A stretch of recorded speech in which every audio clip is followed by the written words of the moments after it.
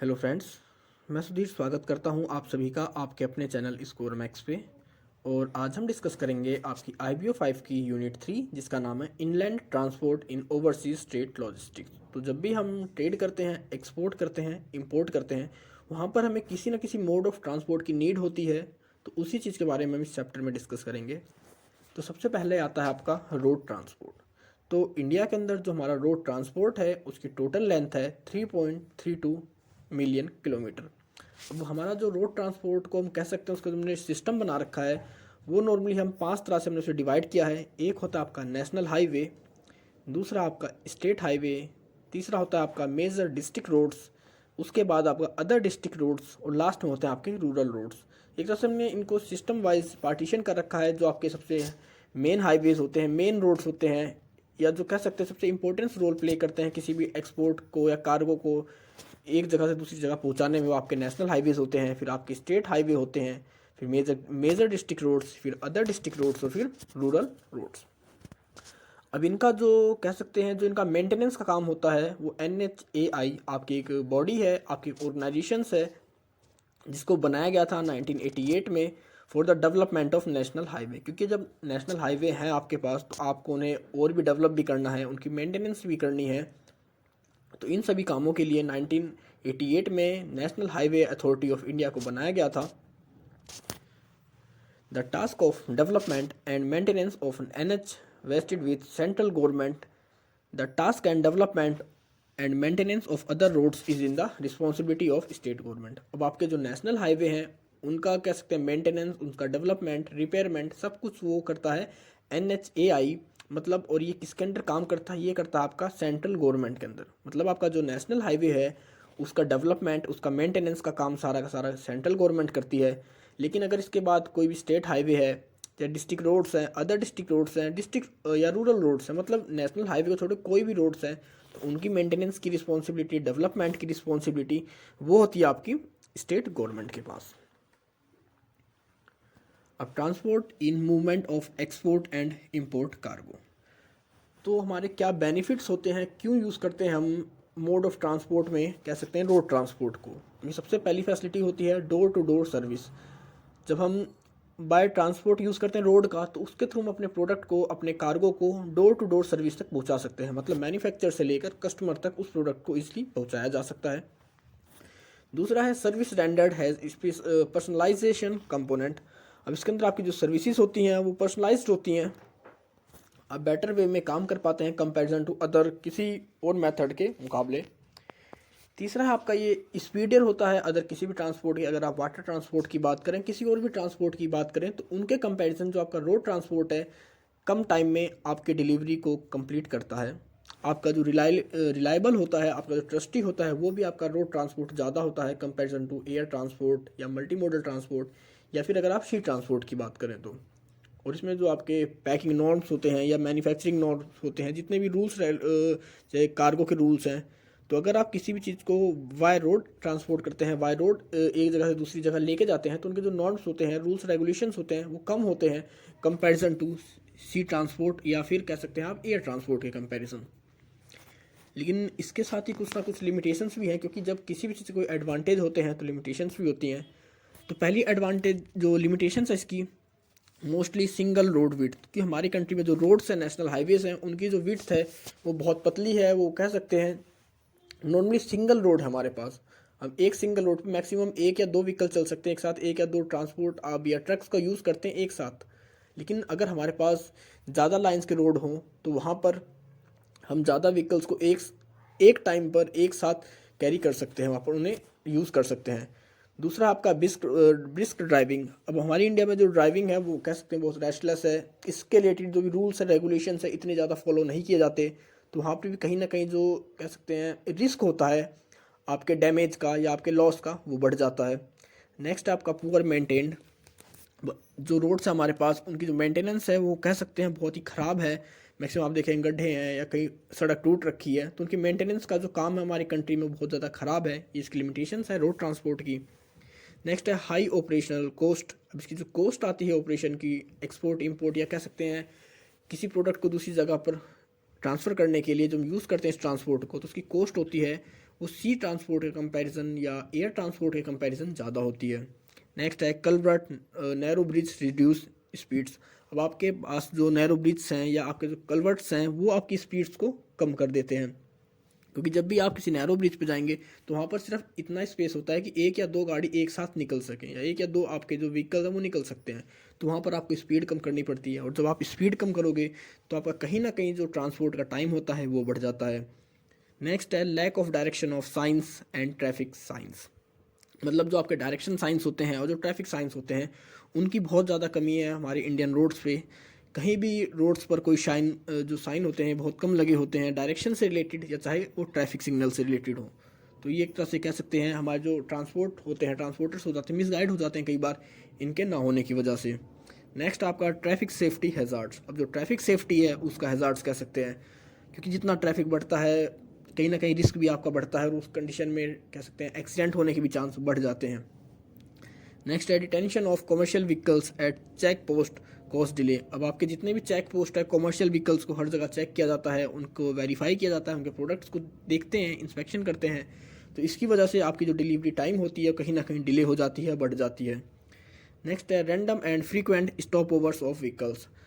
अब अगर हम बात करते हैं रोड ट्रांसपोर्ट की, तो एकदम से कोई भी ट्रांसपोर्ट या कोई भी व्हीकल्स आपके सामने रैंडम से रुक सकता है, उसकी वजह से हो सकता है आपका एक्सीडेंट हो जाए या आपको कुछ भी लॉस झेलना पड़े, फेस करना पड़े।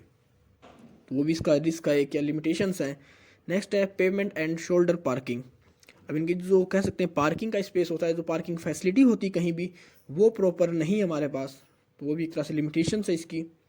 लास्ट है इन केस ऑफ एक्सीडेंट। अगर कहीं एक्सीडेंट हो जाता है तो ये नहीं है कि हमारी कंट्री में उस व्हीकल को तुरंत वहाँ से क्लियर कराया जाए, बल्कि उस व्हीकल को वहीं रखा जाता है जब तक कि उसकी जो भी फॉर्मेलिटीज़ होती हैं उन सभी को पूरा ना कर लिया जाए। तो जितनी भी फॉर्मेलिटीज़ हैं उनको पूरा करने में काफ़ी टाइम लग जाता है, जो कि हमारे ट्रांसपोर्ट के टाइम को बढ़ा देता है। तो ये कुछ लिमिटेशंस थे हमारे रोड ट्रांसपोर्ट के। अब expansion of road network and modernisation fleet. अब बात करते हैं कि किस तरह हम इस चीज़ को और बेटर बना सकते हैं, किस तरह इसमें इम्प्रूवमेंट कर सकते हैं अपने रोड ट्रांसपोर्ट के अंदर।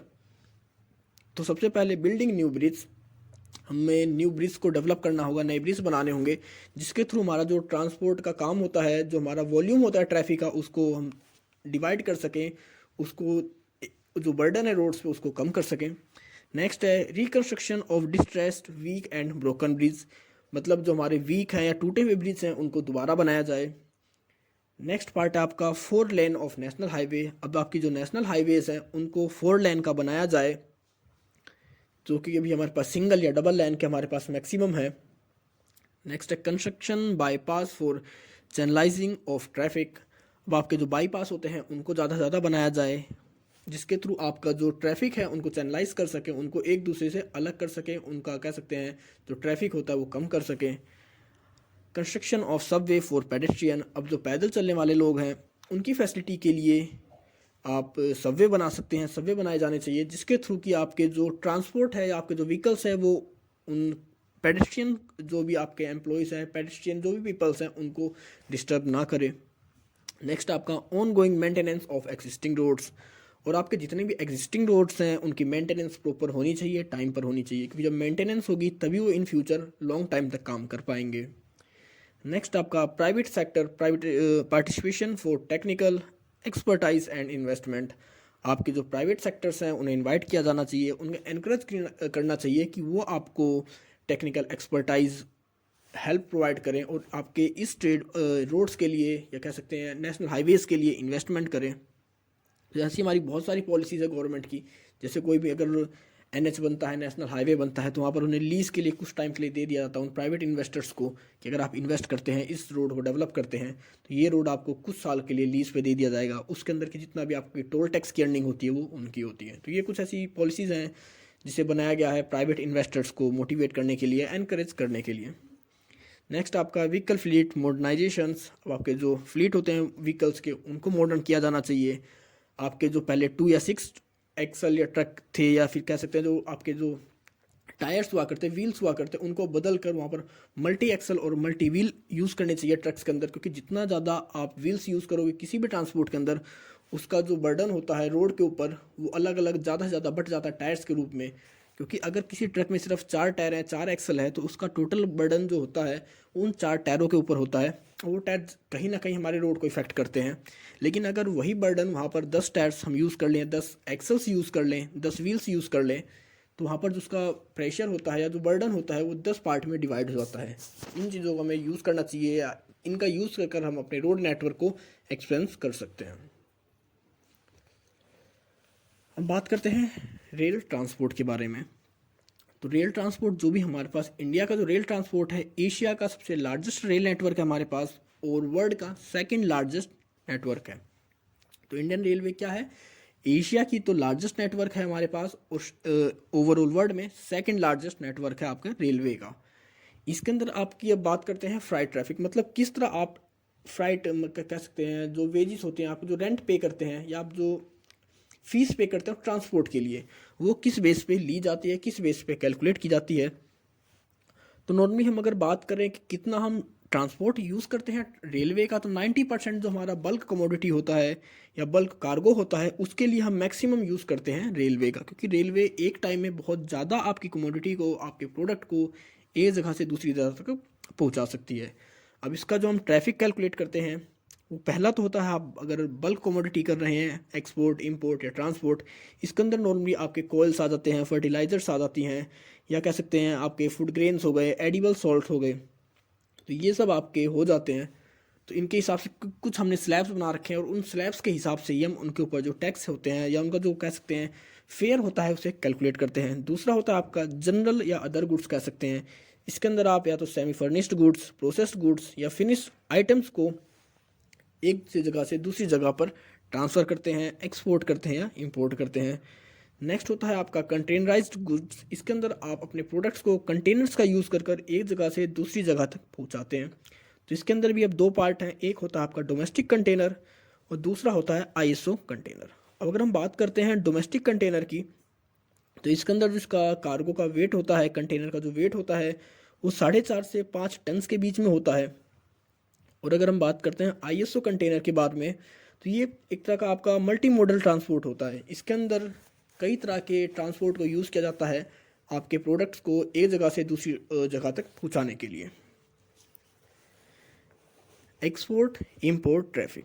तो अब देखते हैं, जब हम एक्सपोर्ट या इंपोर्ट करते हैं तो वहाँ पर जो ट्रैफिक होता है उसको कौन रेगुलेट करता है, किस तरह के ट्रैफिक को हम किस तरह की कमोडिटीज़ को यूज़ करते हैं। तो the major items are export transported by railway includes और sugar, food grain, coal etcetera.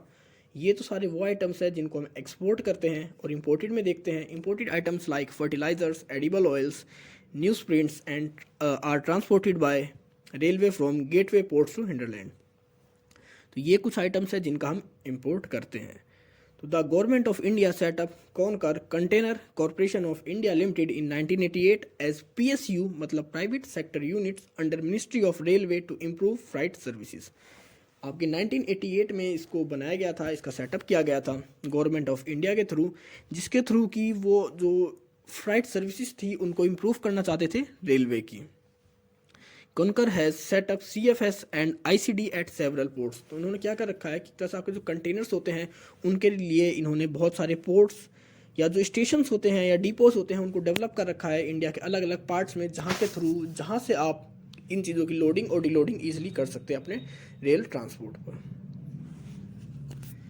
अब मॉडर्नाइजेशन प्रोग्राम। अब इसके अंदर हम देखेंगे कि किस तरह हम अपने जो रेल ट्रांसपोर्ट की कैपेसिटी है, उसकी जो पावर है या उसकी जो हम कह सकते हैं मॉडर्न कर रहे हैं, किस तरह उसको ज़्यादा से ज़्यादा यूज़ कर सकें, उससे ज़्यादा से ज़्यादा बेनिफिट उठा सकें। तो सबसे पहले increase the capacity of railway, क्योंकि सबसे पहले हमें जो रेलवे है हमारी उसकी कैपेसिटी को बढ़ाना होगा, कि जब तक किसी की कैपेसिटी नहीं होगी ज़्यादा, वो ज़्यादा कह सकते हैं बल्क कमोडिटी को एक जगह से दूसरी जगह पर एक्सपोर्ट या इंपोर्ट नहीं कर सकता। तो ये बढ़ाया काम किया गया है, मॉडर्नाइजेशन प्रोग्राम था जिसके थ्रू हमारी जो रेलवेज थी उनकी कैपेसिटी को बढ़ाया गया है। दूसरा था आपका इलेक्ट्रिक इंजन्स।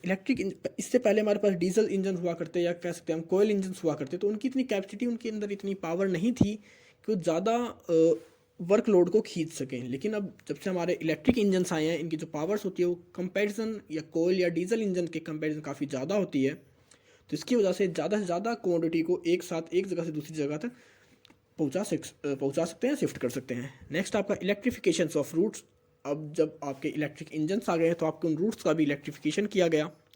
नेक्स्ट है introduce box and wagons new coaches. अब आपके कह सकते हैं एक्सपोर्ट इंपोर्ट या ट्रांसपोर्ट जहाँ पर आप यूज़ करते हैं प्रोडक्ट को एक जगह से दूसरी जगह पहुँचाने के लिए, उनके लिए नए बॉक्सेस, उनके लिए नए वैगन्स को डिज़ाइन किया गया, नए कोचेस को डिज़ाइन किया गया, जिसके थ्रू हम ईजिली अपने गुड्स को, कमोडिटी को एक जगह से दूसरी जगह पर एक्सपोर्ट या इंपोर्ट कर सकें। फ्राइट ओरिएंटेड इंफॉर्मेशन सिस्टम, एक तरह से आपका भी रियल टाइम पे आपका बेस हो चुका है आपका जो फ्राइट ओरिएंटेड इंफॉर्मेशन सिस्टम है। इसके थ्रू आप एक्यूरेट इन्फॉर्मेशन ले सकते हैं रिलेटेड टू आपके फ्लाइट के, आपकी लोकेशन के, आपके प्रोडक्ट कहाँ पर है कहाँ पर नहीं है। Customer oriented service like quick time services, speed link trains between Delhi, Mumbai, Kolkata and Chennai. कुछ ऐसे जैसे कह सकते हैं आप जो आपके जो 4 महानगर हमारे पास या जो भी मेन सिटी हैं, जो स्टेट्स हैं जहाँ से मैक्सिमम ट्रेड होता है, एक्सपोर्ट इंपोर्ट होता है, इन चारों के बीच में जो आपकी सर्विसेज थी उसको बढ़ाया गया है, उनकी सर्विस को ज़्यादा किया गया है।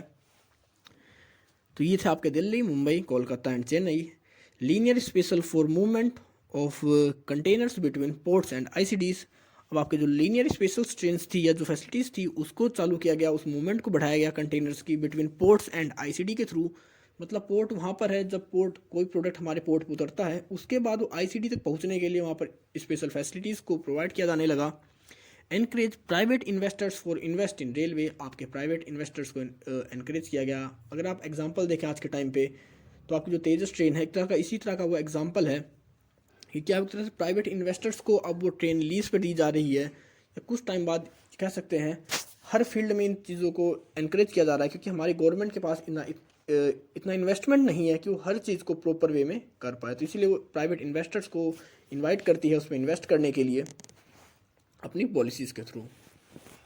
बात करते हैं कुछ लिमिटेशंस के बारे में, ये कुछ ना कुछ इसकी लिमिटेशंस भी हैं हमारे पास। तो सबसे पहली है लैक ऑफ कार्गो सेफ्टी। अब जो सेफ्टी होती है हमारे प्रोडक्ट की, हमारे कार्गो की, वो बहुत कम है, उसकी कमी है। इसीलिए हमारे जो बहुत सारे एक्सपोर्टर्स हैं, इंपोर्टर्स हैं, वो ट्रस्ट नहीं करते रेल ट्रांसपोर्ट को एज अ ट्रांसपोर्ट। दूसरा आपकी पर्सनलाइज्ड सर्विस। इसमें जो पर्सनलाइज्ड सर्विस होती है वो आपको पर्सनलाइज बेस पे नहीं मिलती। वो एक तरह से कह सकते हैं वो हर किसी के लिए सेम होती है। ये नहीं कि अगर आपको अलग से ट्रेड करना है, अलग से ट्रांसपोर्ट करना अपने प्रोडक्ट को, तो वहाँ पर आपको एक पर्सनलाइज्ड सर्विस दी जाए। तो ये किसी एक स्पेसिफिक पर्पस या स्पेसिफिक पर्सन के लिए अवेलेबल नहीं है। दूसरा है शेड्यूल एडरेंस एंड स्पेशल वैगन्स। बात करते हैं कि हमारी कंट्री में जो टाइम होता है वो कभी भी चेंज हो जाता है, लेट होते हैं। इनके जो शेड्यूल होते हैं वो कोई एक्यूरेट नहीं होते कि ये ट्रेन अगर आनी है तो इसी टाइम पे आएगी, वो हरदम चेंज होती रहती है, उनका डिले टाइम होता रहता है। उसके रिलेटेड इनका कोई रूल्स रेगुलेशन इतनी स्ट्रिक्ट नहीं है। तो इसकी कंडीशन से भी एक लिमिटेशंस है हमारे ट्रांसपोर्ट की, या कह सकते हैं रेल ट्रांसपोर्ट की। नेक्स्ट आपकी storage problems, freight policy is not favourable for merchant and export community. अब आपकी जो स्टोरेज प्रॉब्लम्स हैं इनके पास, या फिर इनकी जो फ्राइट पॉलिसी है, वो गवर्नमेंट ने मर्चेंट या एक्सपोर्टर्स कम्युनिटीज़ के बिहाफ पर नहीं बनाई गई है, या उनके फेवर में नहीं बनाई गई है। तो जो चीज़ उनके फेवर में नहीं बनाई गई है तो वो उस चीज़ को मिनिमम ही यूज़ करेंगे। तो ये थी आपकी लिमिटेशंस आपकी रेल ट्रांसपोर्ट की। अब वाटर ट्रांसपोर्ट। तो वाटर ट्रांसपोर्ट नॉर्मली हमारे पास जो वाटर ट्रांसपोर्ट है, दो तरह से वाटर ट्रांसपोर्ट का यूज़ किया जाता है, या दो पार्ट होते हैं ट्रांसपोर्ट के, वाटर ट्रांसपोर्ट के। एक होता है आपका इनलैंड और दूसरा होता है आपका ओशियन ट्रांसपोर्ट। तो इनलैंड की बात करें तो यह आपकी रिवर्स का यूज़ करते हैं अपने ट्रांसपोर्ट के लिए। इसके अंदर रिवर्स हो गई या आपके कैनल्स हो गए, इनका यूज़ किया जाता है। और ओशियन ट्रांसपोर्ट में ये ओशियंस का यूज़ करते हैं अपने ट्रांसपोर्ट के लिए, अपनी सर्विसेज के लिए। अब आपके जो वाटर ट्रांसपोर्ट होता है नॉर्मली चीप होता है, आपका सूटेबल होता है हाई वॉल्यूम के लिए, जहाँ पर लो वॉल्यूम हो किसी आपके प्रोडक्ट की, और उन प्रोडक्ट्स के लिए सूटेबल होता है जो कि नॉन पेरिशेबल गुड्स हो, क्योंकि इसमें जब टाइम ज़्यादा लगेगा, आपका सस्ता प्रोडक्ट, आपका जो ट्रांसपोर्ट है सस्ता पड़ेगा, तो वहाँ पर आपका जो गुड्स है वो काफ़ी टाइम तक ट्रांजिट में रहता है। तो गुड्स ऐसा होना चाहिए जो पेरिशेबल नेचर का हो, मतलब वो जल्दी से ख़राब ना हो। अब इसकी जो अथॉरिटी है इसकी inland waterways authority of India, जो कि इसके मेंटेनेंस, इसका डेवलपमेंट का काम करती है। इसको सेटअप किया गया था 1986 में under inland waterways authority of India act 1985। हमारे पास जो नेशनल वाटरवेज हैं, क्योंकि हमारे पास वैसे तो 5 या 6 हो चुके हैं, लेकिन जो आपकी बुक्स में अवेलेबल हैं वहाँ सिर्फ 3 के बारे में डिस्कस किया गया है, तो हम भी सिर्फ सिलेबस के अकॉर्डिंग चलते हैं। तो यहाँ पर सिर्फ तीन आपके पास हैं जो नेशनल वाटर, जो आपके पास वाटर हाईवेज हैं। तो एक है आपका इलाहाबाद टू हल्दिया, ये आपका 1620 किलोमीटर का है। ये गंगा, ब्रह्मपुत्र और हुगली रिवर का यूज़ करता है अपने, कह सकते हैं, ट्रांसपोर्ट के लिए। दूसरा है आपका NW2 सादिया से डुबरी, ये ब्रह्मपुत्र रिवर का यूज़ करते हैं। और तीसरा है आपका NW3 जो आपका नेशनल वाटर हाईवेज है। तीसरा ये कहाँ से कहाँ है, कोठापुरम से कोलम है, ये वेस्ट कैनाल्स का यूज़ करता है अपने ट्रांसपोर्ट के लिए। तो ये थे आपके नेशनल वाटर हाईवेज तीन हमारे पास। पहला है इलाहाबाद से हल्दिया, दूसरा है सादिया से डुबरी, तीसरा है कोठापुरम से कोलम। बात करते हैं central inland water transport corporation. इसको बनाया गया है 1967 में। इसका काम है it looks into inland transport of goods in Ganga, Brahmaputra, Hooghly, Sundarbans and Brahmaputra river. इसका काम है कि आपके जो गंगा है, भगीरथी है, हुगली है या सुंदरबन या ब्रह्मपुत्र रिवर के थ्रू जो भी आप ट्रांसपोर्ट होता है गुड्स का, उसको मैनेज करना, उसको कह सकते हैं रेगुलेट करना। और दूसरा है कि आपका ये regular operate cargo services between Haldia से आपकी जो पटना ट्रांसपोर्ट का एक, आप कह सकते हैं, एक रूट है। दूसरा रूट आपका कोलकाता से बेंगलोर, तीसरा है कोलकाता से करीमगंज और चौथा आपका कोलकाता से पटना। इन रूट्स पर जो कार्गो का ऑपरेशंस होता है, कार्गो को जो एक जगह से दूसरी जगह भेजा जाता है, उस चीज़ को भी रेगुलर ऑपरेट करते हैं। अब बात करते हैं कॉन्स्ट्रेंट्स की या लिमिटेशंस की, कि किन किन प्रॉब्लम्स को फेस करना पड़ता है वाटर ट्रांसपोर्ट के अंदर। तो सबसे पहला है कि स्पेशल लिमिटेशंस। इसके अंदर आपका रेस्ट्रिक्टेड वाटरवेज, क्योंकि आपके सारे वाटरवेज ऐसे नहीं है कि जहाँ पर आप इजली वहाँ के रिवर्स का, वहाँ के कैनल्स का यूज़ कर सकें। तो काफ़ी जगह, जैसे हमारी गंगा रिवर है, तो कई जगह उसे ब्लॉक कर रखा है, रेस्ट्रिक्टेड कर रखे काफ़ी एरियाज़ कि जहाँ पर आप उसके वाटरवेज का यूज़ नहीं कर सकते अपने ट्रांसपोर्ट के लिए। दूसरा है navigational hazards like dry weather, swelling, siltations, bank erosion, flooding. तो जब भी हम वाटर ट्रांसपोर्ट का यूज़ करते हैं तो हमें एक्यूरेट नहीं पता होता कि हमारा जो हैजार्ड्स हैं वो कब हमारे सामने आ जाए और कब हमें उन्हें फेस करना पड़े। हो सकता है कभी फ्लडिंग आ जाए, तो बैंक इरोजन हो जाए, सिल्टेशन की वहाँ पर फॉर्मेशन हो जाए, या वहाँ पर जो हमारा वेदर है वो ड्राई हो जाए। तो ये सब हमारे हैजार्ड्स होते हैं, एक तरह से रिस्क क्रिएट कर सकते हैं हमारी ये ट्रांसपोर्ट के टाइम पर। नेक्स्ट आपका इनएडिक्वेट हॉरिजॉन्टल एंड वर्टिकल क्लियरेंस। अब आपकी जो हॉरिजॉन्टल और वर्टिकल क्लियरेंस मिलती है आपको, वो हमारे पास प्रॉपर नहीं है, या फिर इसका जो मेंटेनेंस वर्क है, इसकी जो अथॉरिटी है, वो प्रॉपर वे में काम नहीं कर पाती कंपैरिजन टू अदर ट्रांसपोर्ट के।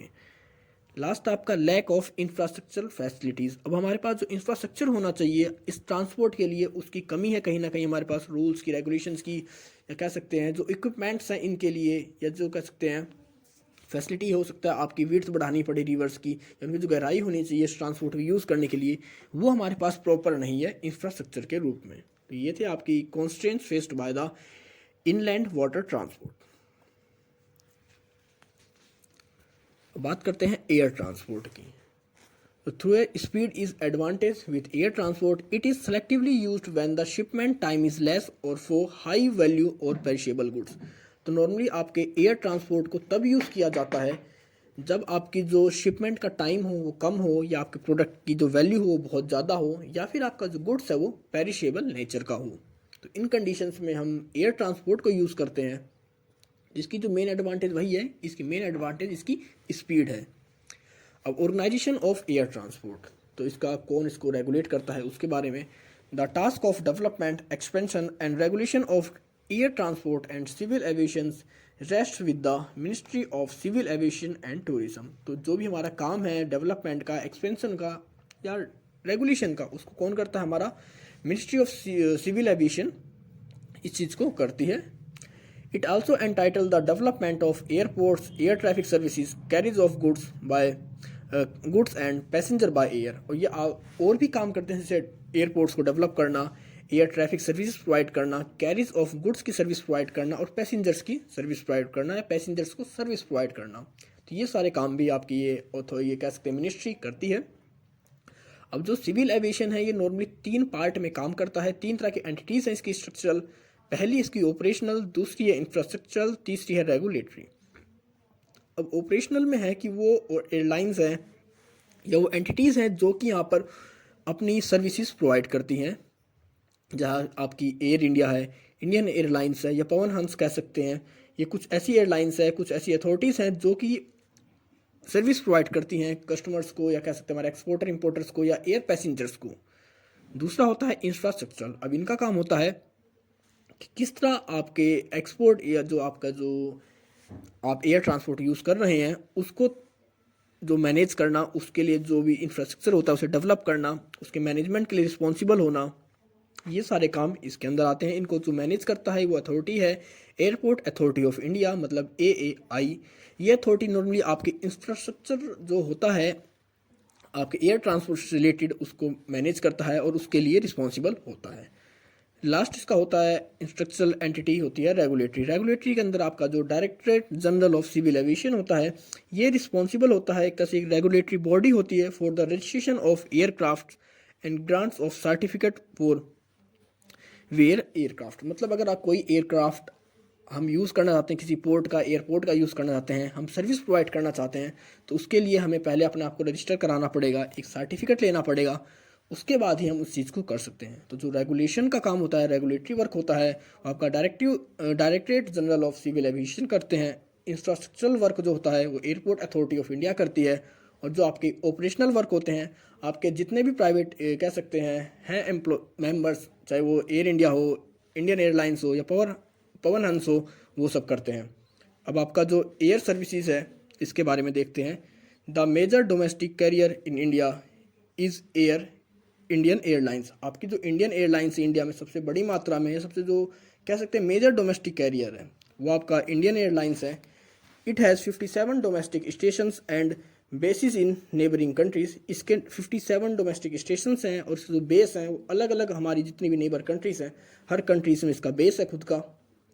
Indian Airlines has its international base in Pakistan, Maldives, Malaysia, Nepal, Sri Lanka, Bangladesh, Thailand, Singapore, UAE, Oman, Myanmar, Kuwait, Qatar and Berlin. इन सभी कंट्रीज़ में इसके खुद के बेस हैं। Indian Airlines has also providing cargo movement services at these ports. और इन सभी पोर्ट्स के थ्रू ये कार्गो की जो सर्विस होती है उसको भी प्रोवाइड करता है। बात करते हैं मल्टी मॉडल ट्रांसपोर्ट की। तो कई बार जब हम एक्सपोर्ट करते हैं, इंपोर्ट करते हैं, मल्टी मॉडल ट्रांसपोर्ट का यूज़ करते हैं। वहाँ पर हम बहुत सारे मीडियम्स का यूज़ करते हैं ट्रांसपोर्ट के। हो सकता है हम कुछ टाइम के लिए, कुछ दूरी के लिए रोड ट्रांसपोर्ट यूज़ कर रहे हैं, उसके बाद हम वाटर ट्रांसपोर्ट यूज़ कर रहे हैं, उसके बाद हम एयर ट्रांसपोर्ट यूज़ कर रहे हैं। तो मतलब इसके अंदर हम कई तरह के ट्रांसपोर्ट का यूज़ करते हैं अपने प्रोडक्ट को उसकी फाइनल डेस्टिनेशन तक पहुँचाने में। तो if product is perishable in nature और the delivery time is less then irrespective of the cost involve speedier transport system is considered. तो इसमें हुआ है कि अगर आपका प्रोडक्ट पेरिशेबल नेचर का है, उसके लिए डिलीवरी आपके पास कम है, तो हम ऐसे ट्रांसपोर्ट को यूज़ करेंगे जो कि स्पीडियर ट्रांसपोर्ट सिस्टम हो, आपको स्पीड में आपके प्रोडक्ट को एक जगह से दूसरी जगह पहुंचा सके। और अगर आपका प्रोडक्ट लो वैल्यू का है, उसका जो लो रेट है, बल्क कमोडिटी है बहुत ज़्यादा, और उसके पास आपके पास टाइम भी बहुत ज़्यादा है, आपको चीपर ट्रांसपोर्ट चाहिए, तो वहाँ पर हम चीपर ट्रांसपोर्ट को ही यूज़ करेंगे। जैसे आपका रोड ट्रांसपोर्ट हो गया, आपका वाटर ट्रांसपोर्ट है, वाटर ट्रांसपोर्ट आपका सबसे चीपर ट्रांसपोर्ट होता है। अब बात करते हैं consider factor while choosing transport.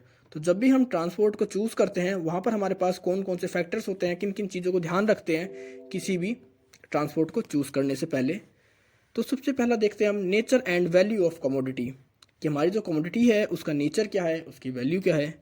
फिर देखते हैं टोटल ट्रांजिट टाइम, कि कितना टाइम लगेगा हमारे प्रोडक्ट को फाइनल डेस्टिनेशन तक पहुँचने में। फिर देखते हैं उसकी फ़्लाइट कॉस्ट क्या होगी। अब देखेंगे कि हमारे पास जितने भी ट्रांसपोर्ट है कितने अवेलेबल हैं हमारे पास यूज़ करने के लिए। फिर उनकी फ्रीक्वेंसी देखेंगे, रिलायबिलिटी मतलब ट्रस्ट देखेंगे कि वो रिलायबल है या नहीं है। फिर उनकी कैपेसिटी देखेंगे कि वो ट्रांसपोर्ट हमारे कितने बल्क कमोडिटी को, हमारे गुड्स को एक साथ पहुंचा सकते हैं, ट्रांसपोर्ट कर सकते हैं। इसके बाद हम अदर कॉस्ट देख लेते हैं, पैकिंग है, मूविंग है, या चाहे आपके डॉक्यूमेंटेशन हैं। तो ये सारे पॉइंट्स हैं, फैक्टर्स हैं जिनको कंसीडर करते हैं हम चूज़ करते वक्त मल्टी मॉडल ट्रांसपोर्ट को। तो ये थी आपकी यूनिट 3। आई होप आपको सब कुछ समझ में आ गया होगा। तो अगर आपको कोई इशू है, कोई डाउट है, तो आप कमेंट सेक्शन में कमेंट कर मुझसे पूछ सकते हैं, नहीं तो आप मुझे मेरे इंस्टाग्राम अकाउंट पर फॉलो कर सकते हैं। तो मिलते हैं जल्दी एक नई वीडियो के साथ, तब तक के लिए take care, goodbye friends.